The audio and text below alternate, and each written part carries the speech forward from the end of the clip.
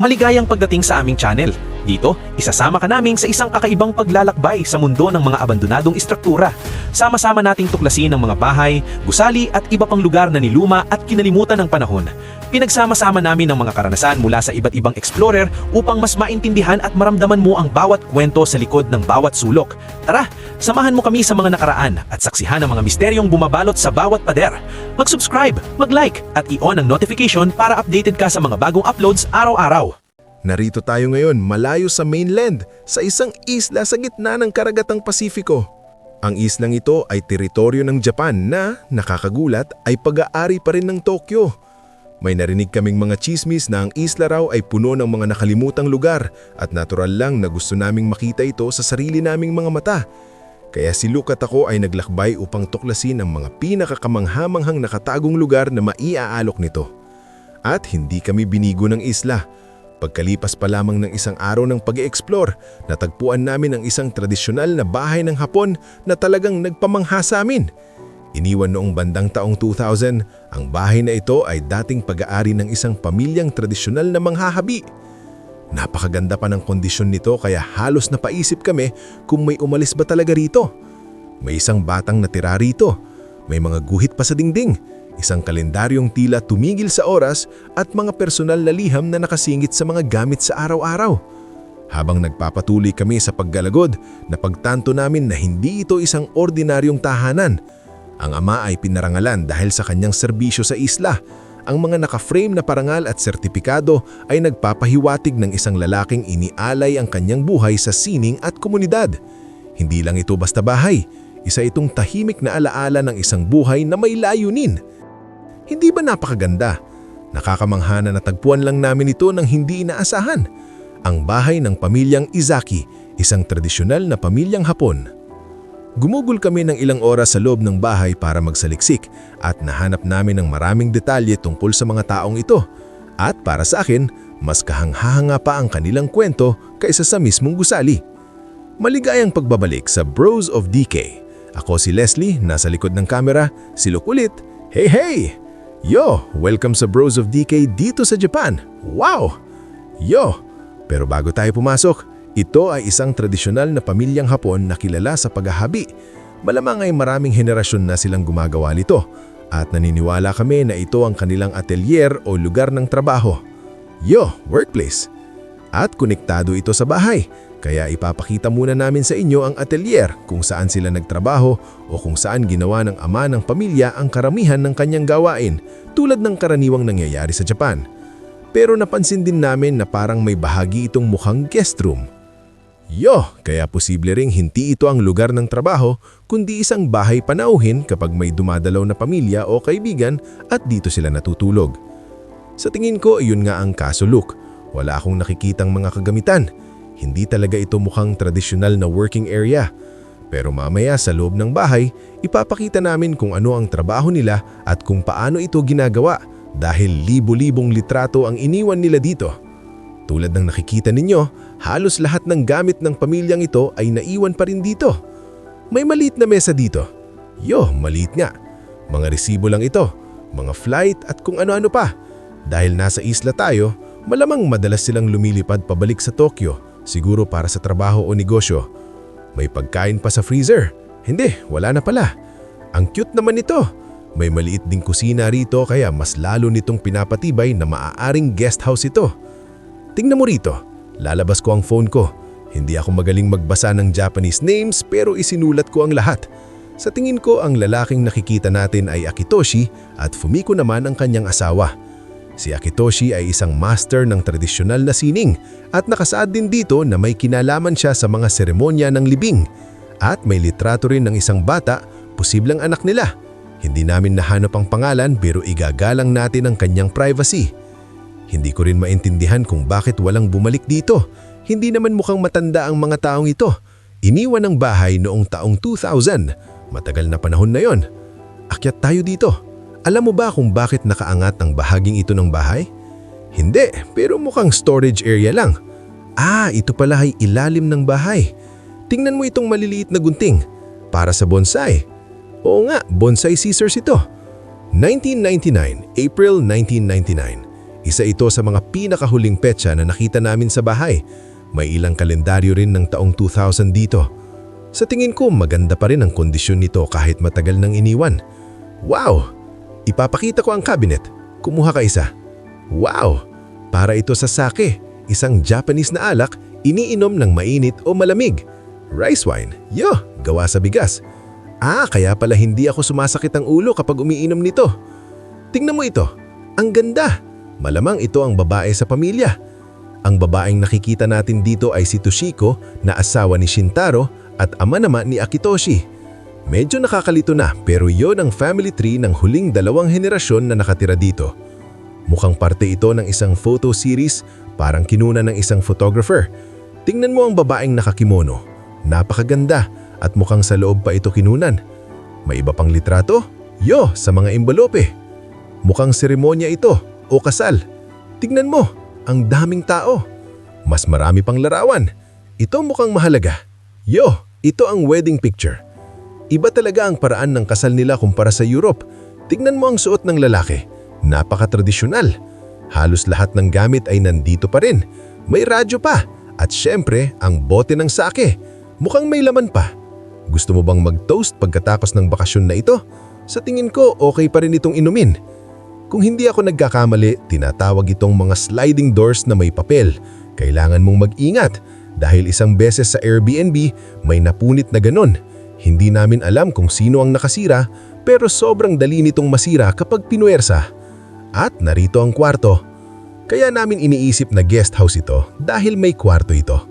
At hindi talaga ito mukhang lugar ng trabaho. Oo, kaya yung banig na yan, tignan mo, ang ganda.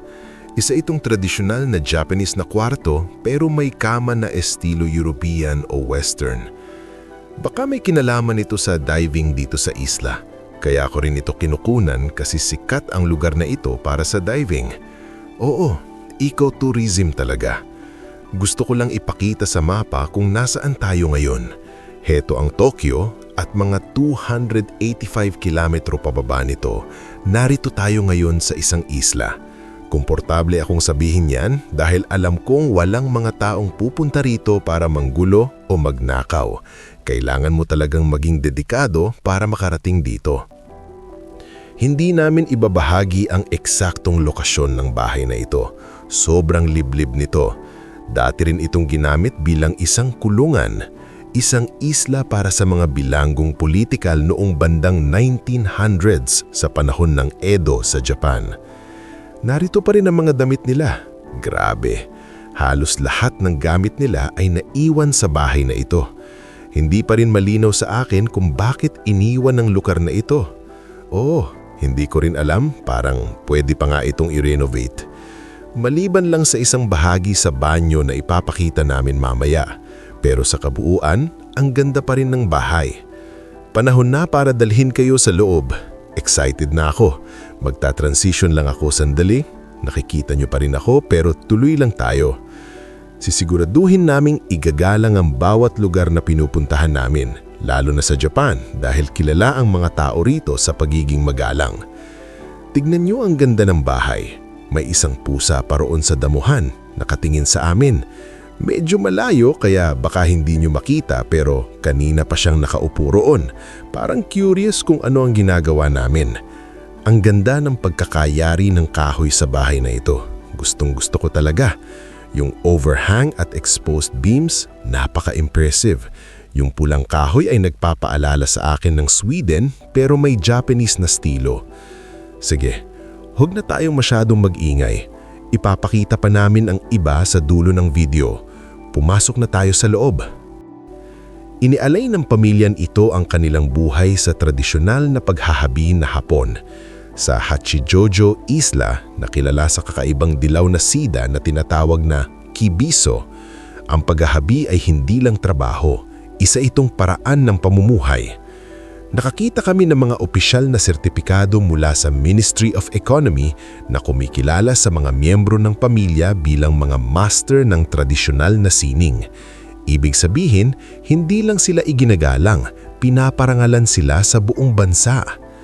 Dito nagaganap ang paghahabi sa mismong mga kwartong ito. ipinapasa mula magulang papunta sa anak marahil sa loob ng maraming siglo. Hindi lang sila gumagawa ng tela, nabuhay sila sa tradisyong ito. Sa karaniwang tradisyon sa Japan, kapag papasok sa bahay, dapat magtanggal ng sapatos sa may entrance. Makikita nyo rito ang mga tsinelas na iniwan nila at dito nila inilalagay ang sapatos bago pumasok sa bahay o restaurant. Pero pasensya na, hindi ko gagawin yan dito dahil may dumi ng ibon sa sahig. Matagal kasing iniwan ng bahay, halos 25 years na.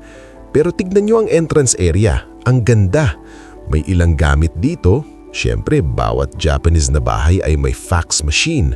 Hanggang ngayon ginagamit pa rin ito sa Japan. Ano to? Hindi ko sure pero mukhang maganda ang disenyo.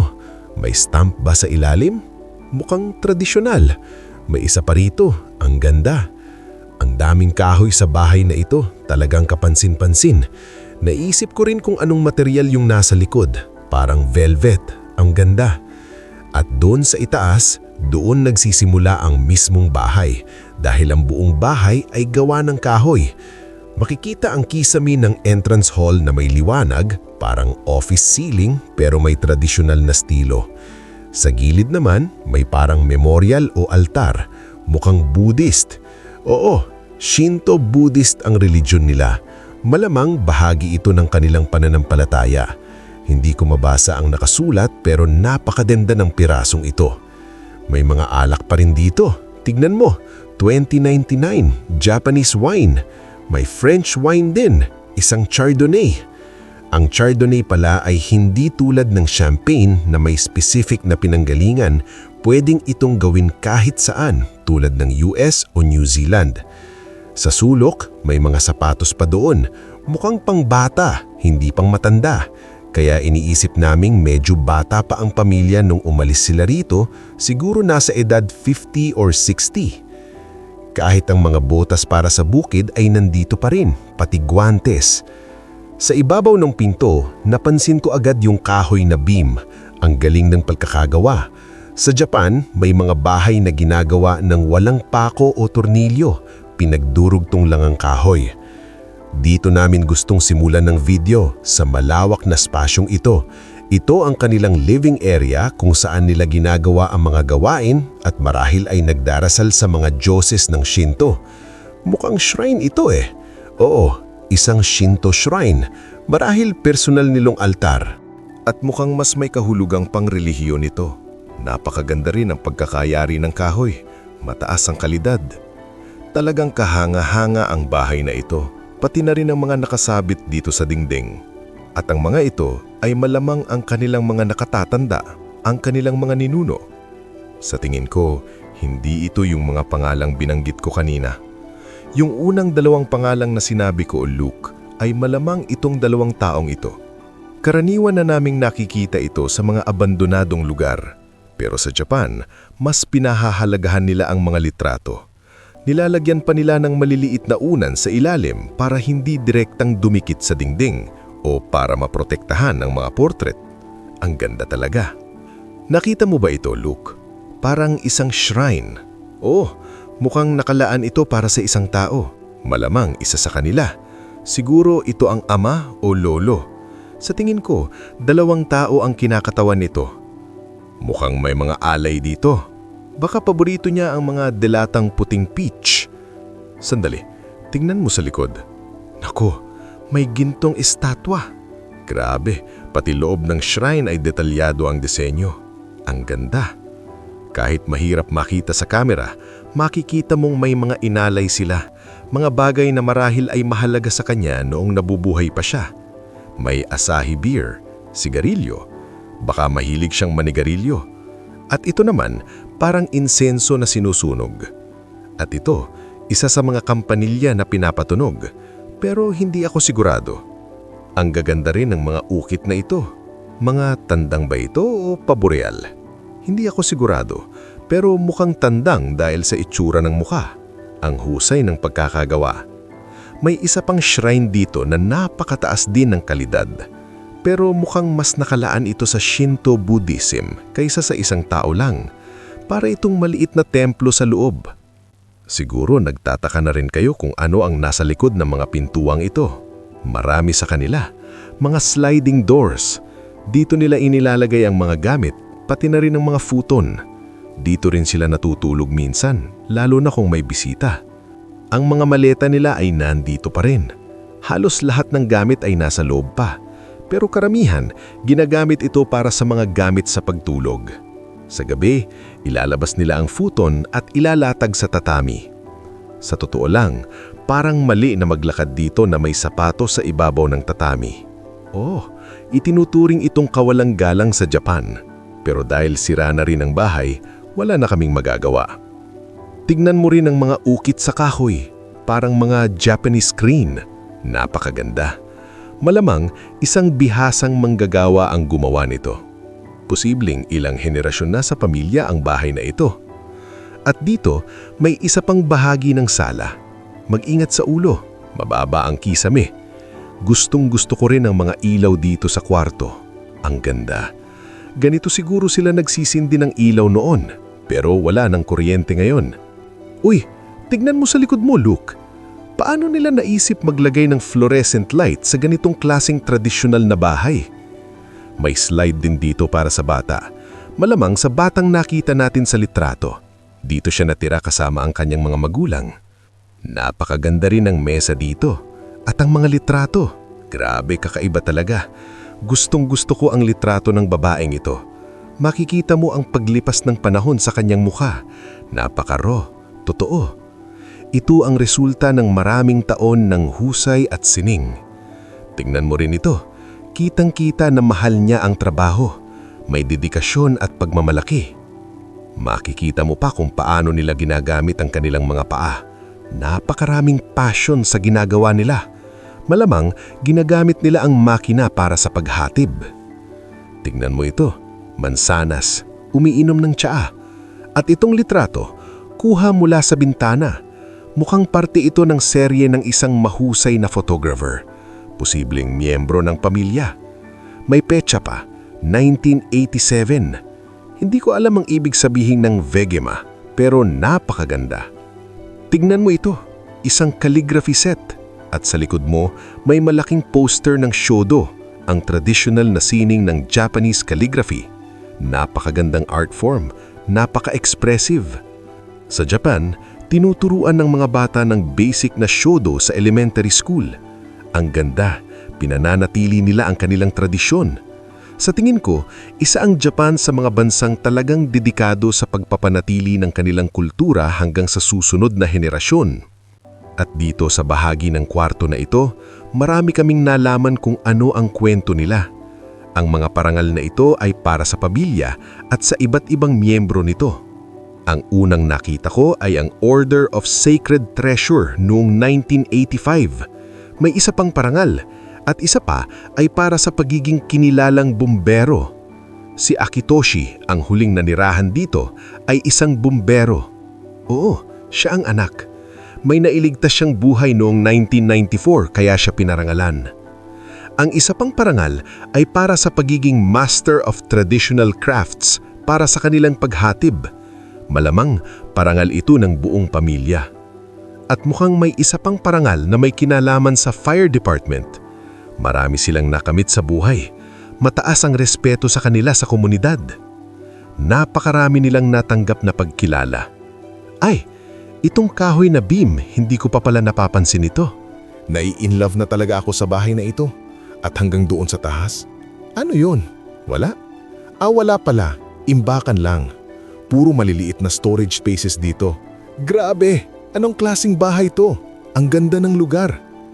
Yung mga pinta sa mga shoji doors, hindi ko sure kung pintura o print, pero napakaganda. Parang may tema pa ng paghahabi. Hindi pala. Pintura nga. Pwede ba nating buksan ito? Oo naman. Mas marami pang futon. Oo, futon mats kung saan-saan. Sige, isara na natin. Napakagandang bahay talaga. Mula dito, pupunta naman tayo sa 2 kwarto sa kabilang side. May napansin si Luke dito sa sulok at napakahalagang detalye nito sa bahay. Parang lulubog na ako sa sahig. Nung una, akala ko itong bagay na ito ay Hindi ko alam kung ano ang tawag, pero parang laruan na iniikot, parang Beyblade. Pero nang tingnan namin, mukhang Go table ito. Oo, may dalawang lalagyan dito at mukhang dito sila naglalaro ng Go. Ang Go ay isang tradisyonal na larong Tsino na umiiral na sa loob ng libo-libong taon. Isa ito sa pinakakomplikadong board games at may pinakamaraming posibleng galaw o kombinasyon. Sa mundo ng board games, ito ang may pinakamaraming posibilidad. Nauna pa nga ang chessbot bago ang Go-bot. Talagang kahangahangang laro ito. Kung hindi mo pa ito kilala, sulit pag-aralan. Wala akong ideya kung paano ito laruin. Hindi ko pa nasusubukan pero gusto kong matuto balang araw. Tingnan mo ang kapal ng alikabok at isipin mo kung gaano karaming posisyon ang pwedeng gawin dito. May mga shonen jump comics pa dito. Malamang sa bata ito. Ang cute. At mula dito, pupunta tayo sa dalawang mas maliliit na kwarto. Siguradong mamamangharin kayo. Napansin mo ba sa dingding, Luke? May malalaking paintings, mga gawa ng bata, parang watercolor. Makikita mo ito sa buong bahay. Malamang gawa ng nag-iisang bata rito. Hindi namin sure kung may iba pa. May petsa pa, 1987. Medyo kakaiba ang pagkakasulat pero naandyan din ang pangalan niya. At may isa pang tradisyonal na artwork dito. Hindi ko sure kung print o original pero napakaganda. At tingnan mo tong saranggola sa itaas ng pinto. Ang astig. Malamang sila mismo ang gumawa nito at pinapalipad dati. Hindi ito binili. Sariling gawa nila. Pumasok na tayo sa kwarto. Mukhang napaka-interesante nito. Parang itong western style na sala. May malalaking sofa, makakapal na unan at kung ano-ano dekorasyon. Sa ibaba, puno ito ng mga manika. Ang dami! Mukhang handmade pa lahat. Daan-daan sila. Buksan natin sandali. Tingnan mo ang detalye. Ang galing ng pagkakagawa. May laman pa sa loob. Wow! Babae na nakatradisyonal na kasuotan. Gusto ko ring ituro tong maliit na figurine. Naaalala mo nung nasa Kyoto tayo? Nakikita natin ito sa kung saan-saan. Parang simbolo ng lugar o bahagi ng folklore. Baka may koneksyon pa sa relihiyon. At dito, napakaraming magazines, DVDs at VHS tapes. May mga laro pa ng Super Famicom. Mahilig talaga ang Japanese dyan. Uy, F1 Grand Prix. Fan ako ng Formula 1. At dito sa sulok, may mga bulaklak din. Uy, ito ay paghahabi. Ay, ito pala ay mula sa kanilang negosyo. Siyempre, isa itong maliit na memorabilia mula sa kanilang negosyo na inilagay nila rito. At ang mga laruan ng mga bata ay nasa kahon pa rin. Mag-ingat ka, medyo nagbibitak ang sahig dito. Oo, nga nakuha ko. Ngayon, mukhang mahirap sabihin pero ang ganitong klaseng bagay parang may ganito rin ang lolo ko noon. Oo, napaka-interesante ng mga display cabinet na ito. Ang mga manika sa loob, napakaganda. Ito rin, gusto ko talaga, mukhang ganap na handmade. Oo, para saan kaya ito ginagamit? Sa tingin ko, para sa isang uri ng seremonya para dalhin habang naglalakad. Wow, mga photo album ba ito? Oo, mga photo album nga. Hindi nga. Diyos ko, ito yung litrato na nakita natin. Dito mismo kuha sa sala. Oo nga, mukhang isang seremonya ito. Siguro ginawaran sila noon at kinunan nila ang buong sandaling iyon. Uy, yun ang taiko drum. Makikita mo mamaya. May isa pa rito. Malaki iyon. Oo. Sa tingin ko dito talaga kinunan ng larawan. Oo, yun ang seremonya. Ang wild naman kung hindi ito yung hotel na kakapasyal lang natin. Oo, posible rin yun. Hindi yun yung Hachigo pero may nakita tayong iba. May hotel na hindi kalayuan dito. Tungkol sa mga taiko drum, malamang napuntahan ng mga taong ito ang lahat ng lugar na kinunaan natin sa island. Ang galing. Pero tingnan mo, mas marami pang larawan. Uy, may malaking gagamba dyan. Oo, para sa mga may takot sa gagamba, meron nga maraming gagamba sa Japan. Oo, pero hindi ito ang pinakamalaki na nakita natin. May nakita pa nga tayong kasing laki ng kamay ko. May mga TV pa rito. Widescreen CRT pa. Medyo nerdy yun. Pasensya na sa salita. Ang astig. Oh, huy, may isa pang taiko drum. O parang ganun. Pero maliit lang ito. Ang kisame rin ay napakaganda. mag-ingat ka sa ulo mo, baka tumama ka sa chandelier. Napakagandang chandelier din, may brass at glass work. At mukhang may tali sa ilalim para buksan. Oh, yun ang reading cabinet. Medyo distracted pa rin ako sa kisame. Ang unique kasi. Oh, nagbibitak ang sahig. At ang ganda ng ibon sa display case. Baka ito rin yung ibon sa mga wood carving. Sa shrine ba? Oh, mukhang ganun nga. At hindi pa nga natin napapakita ito. May grand piano dito sa kwarto. At mukhang nasa maayos pa itong kondisyon. Nasa maliit na baryo tayo kaya ayokong makaistorbo. Ang ganda pa rin ng kondisyon, di ba? Wow! Atlas piano. At may library rin dito. Ang gaganda ng mga pinto. Sliding doors kahit hindi nagaanong dumudulas. Pumasok tayo sa susunod na kwarto. Una kong napansin ang kisame. Parang kahawig ng mga kisame sa Portugal. May hexagon o rectangle na design na pataas ang hugis. Napakaraming artifacts at memorabilia sa kwartong ito pa lang. May cute na ninja. Pasensya na, sana hindi ko nagalit ang mga espiritu. Pero tingnan mo ito, ang drum at ang traditional sticks. Taiko drum nga, di ba? Oo, malalim ang ugat nito sa kultura nila. Ginagamit sa military communication, rituals at Japanese theater. Ang saya ng drumming. Oo, marami pa tayong nilalampasan. Pasensya na, gusto ko lang ituro ang mga encyclopedia.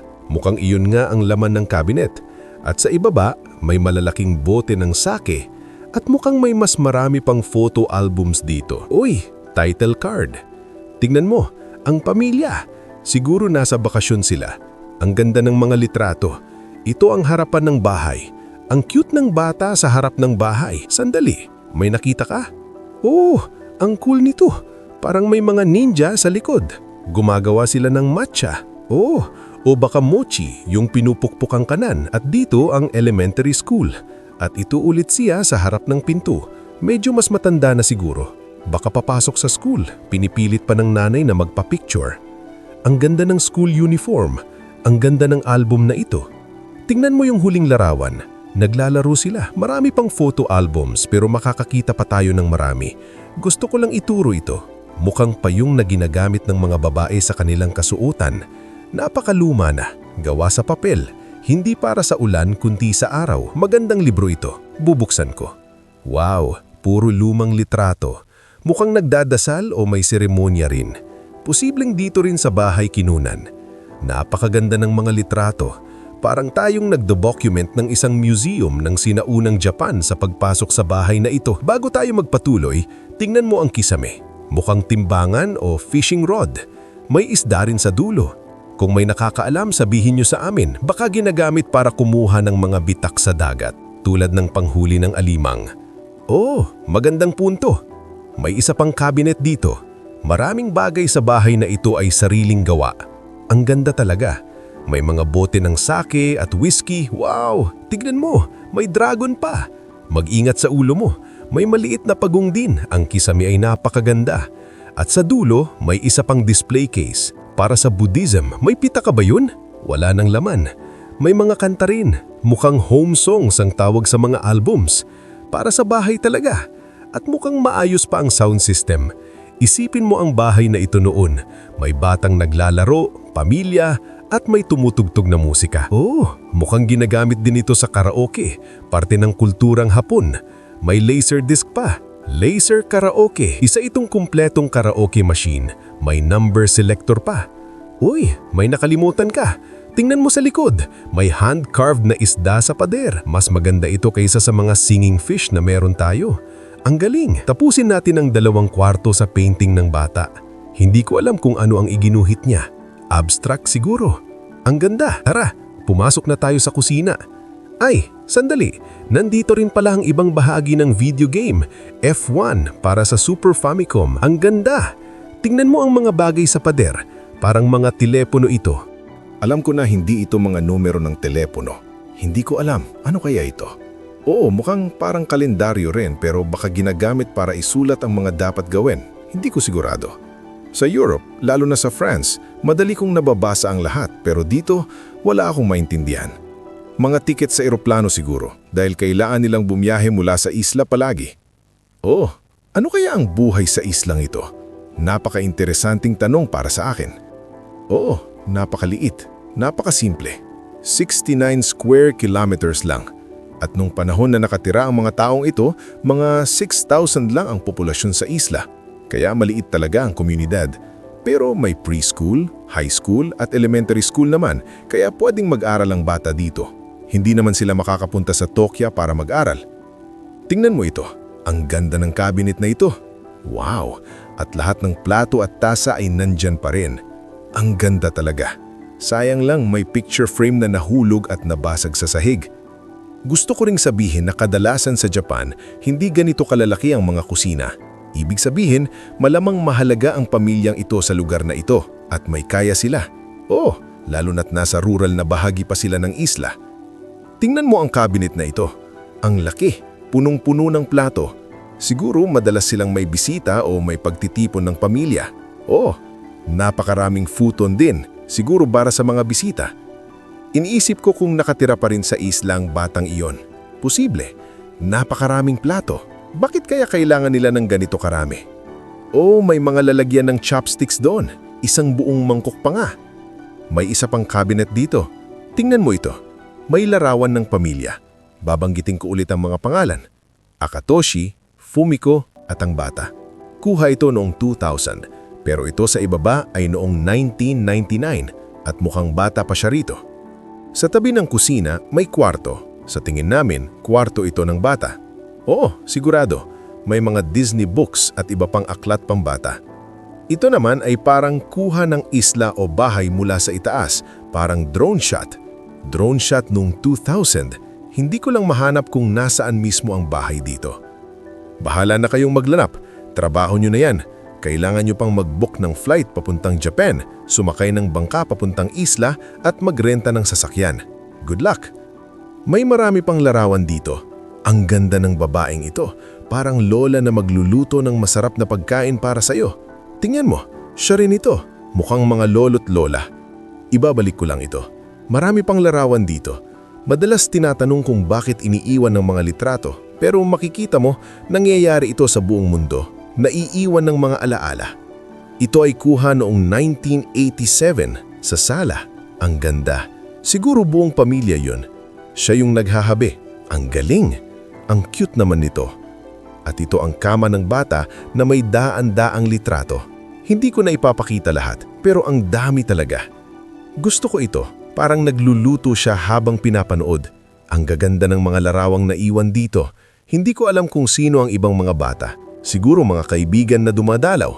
Ang beach naman, hindi ito sa islang ito dahil wala naman talagang beach dito, kundi volcanic na lupa, parang Iceland.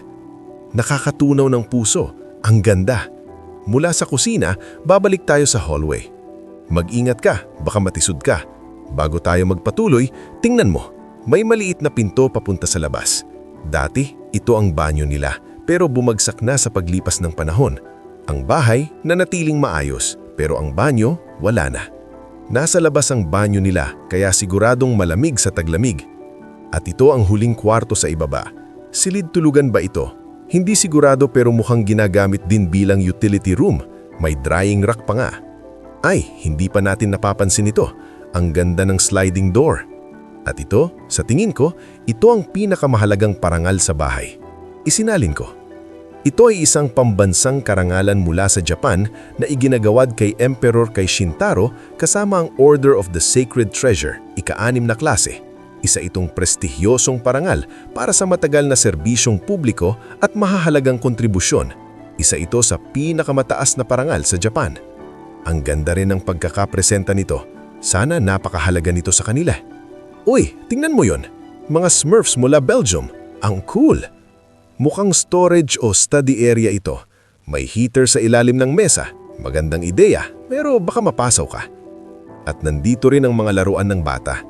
Ano ito sa taas? Ah, music box. Get Back in Love na Tatsuro Yamashita. Patugtugin natin. Ang ganda, napakapayapa. Nandito pa pati mga alahas nila. Mukhang totoong ginto pa ito. Ang galing, ganito katagal na itong nakatiwangwang. May mas marami pang larawan. Construction ng traditional na bahay. Makikita ang master craftsman habang ginagawa ito. Posible na ito mismo ang bahay na ito. Tingnan mo, mukhang ito nga. mukhang harap ng bahay. May mga passport din dito, Japanese passport, at ang ama ng pamilya ay ipinanganak noong hindi malinaw. Sige, umakyat tayo. Naisip ko lang, karaniwan bang may second floor ang mga bahay sa Japan? Hindi palagi, lalo na sa Tokyo dahil maliit ang mga bahay. Sa tingin namin, dito natutulog ang mga magulang. Mas moderno ang pakiramdam dito. Mukhang mahalaga ang music sa kanila. Ano ito? Parang award o regalo mula sa kumpanya. May kasama pang oras. Parang thank you for your service. Ang kisame, napakaganda. Lalo na ang mga kahoy na beam. May kurba pa nga. Halatang handmade at akma sa design. At dito ang kwarto ng mga magulang. Malaking kama. Parang 3 kama na magkadikit. Parang Alaskan king size. Wala na akong masabi sa bahay na ito. Bigla lang tayong dumating dito at ganito na agad ang nakita namin. Wala kaming inaasahan. May 10 million abandoned houses sa Japan at isa ito sa mga yon. Pero napakaganda. Parang museum. Masaya akong naipakita natin ito. Para sa huling salita, lampas pa ito sa inaasahan namin. At isa lang ito sa marami pang ganitong lugar. Mag-subscribe sa Bros with DK dahil marami pa kaming ipapakita sa Japan. Tingnan nyo rin ang merchandise sa website. At yun lang, magandang araw sa inyo. Paalam, mahal namin kayo. Sana'y nasiyahan kayo sa ating exploration. Huwag kalimutang mag-subscribe para sa mas marami pang adventures na tulad nito at i-click ang notification bell para updated ka sa bawat bagong video. Siyempre, i-like at i-share na rin ang video na ito sa inyong mga kaibigan. Maraming salamat sa panonood at hanggang sa muli nating pagtuklas.